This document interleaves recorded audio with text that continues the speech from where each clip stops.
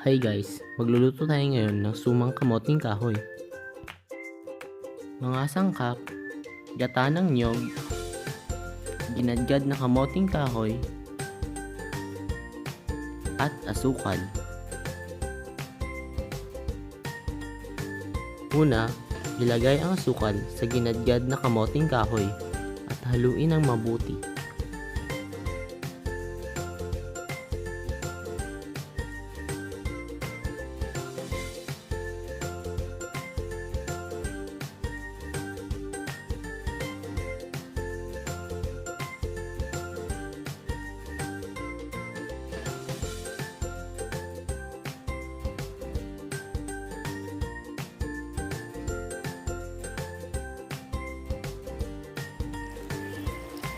Pangalawa, dagdagan ng gata ng niyog, taluin ng mabuti ulit.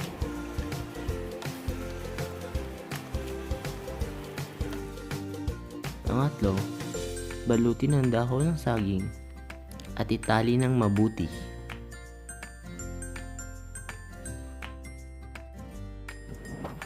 Pang-apat, i-steam ng 30 to 40 minutes at hintayin itong maluto.